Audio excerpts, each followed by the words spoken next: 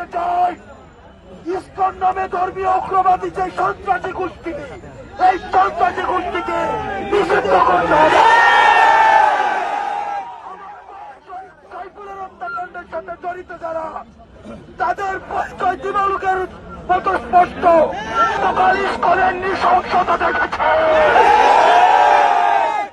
আপনারা বাংলাদেশের যে ডাইনি ভারতে বসে বাংলাদেশকে অস্থিতিশীল করতে চায়,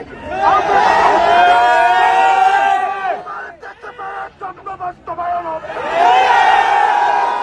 যারা ভারতে বসে ভারতের ইন্ধনে বাংলাদেশের সার্বভৌমত্ব প্রশ্নের মুখে আপনারা জানতে চান, তাদের প্রশ্নে আমরা এক হাত জায়গায়ও দিব না।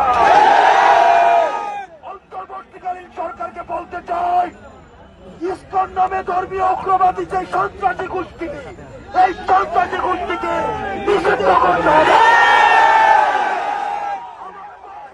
সাইফুলের হত্যাকাণ্ডের সাথে জড়িত যারা, তাদের পরিচয় দিবালুকের মতো স্পষ্ট। আওয়ামী সন্ত্রাসী এবং ইসকনের সন্ত্রাসী দিন দুপুরে যে হত্যাকাণ্ড ঘটিয়েছে, সেই নদীর আওয়ামী লীগ ব্যতীত আর কারণে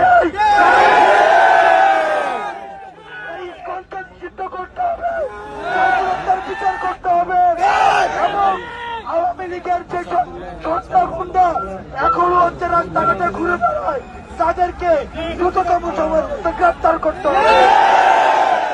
আওয়ামী লীগকে বলতে চাই, বাংলাদেশে যে তোমাদের পুনর্বাসনের স্বপ্ন, এই স্বপ্ন কোনদিন বাস্তবায়ন হবে না।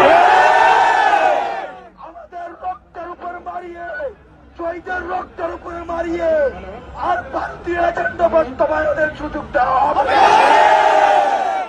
উগ্রবাদী ধর্মগোষ্ঠীকে আর বাংলাদেশে আস্থা দেওয়া হবে না।